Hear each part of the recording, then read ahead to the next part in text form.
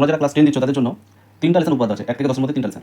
প্রথমে আছে 3 নম্বর লেসন, কোষে দেখি 3তে আছে একটা বৃত্তের কেন্দ্র থেকে যদি জ্যার উপর লম্ব টানা যায়, কেন্দ্র থেকে যে জ্যার উপর যদি লম্ব টানা যায়, এবি একটা জ্যা, লম্ব যদি টানা যায় তাহলে এবি দৈর্ঘ্য যদি 16 সেমি হয়, তাহলে মাঝখানে একটা যদি নাম দিই ই, তাহলে এই হবে 8 সেমি, মানে পুরোটা 16 হলে 16 থেকে 2 ভাগ করলাম কত বেরোবে 8, তাহলে এইটুকু দৈর্ঘ্য 8 সেমি ও এই 8 সেমি, তাহলে এটা কত সেমি 8 সেমি।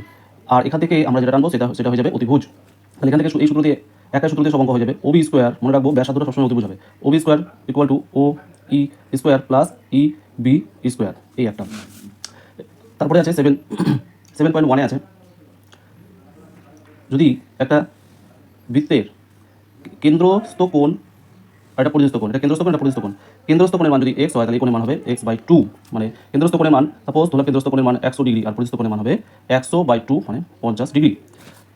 7.2 এর আরেকটা উপপাদ্য আছে, একটা বৃত্তের জ্যা দিয়ে যে কোনো কোণ টানা গেলে প্রত্যেকটা কোণের মান সমান, প্রত্যেকটা কোণের মান কি হিসাবে সমান। 7.3-তে একটা আছে, একটা বৃত্তের ব্যাসগামী অর্থাৎ কেন্দ্রগামী কোনো জ্যা হলে, জ্যা থেকে যদি আমার কোণ টানা হয় তাহলে এই প্রতিটা কোণের মান হবে 90 ডিগ্রি। এক্ষেত্রে কিন্তু সমান, এর মান যদি 30 হয় প্রত্যেকটার মানে 30 করে হবে।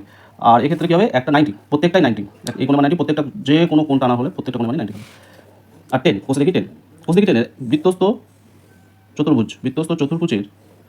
চতুর্ভুজের বিপরীত কোণগুলোর সমষ্টি 180, মানে এটা যদি 80 হয় তাহলে এটা হবে 100 ডিগ্রি।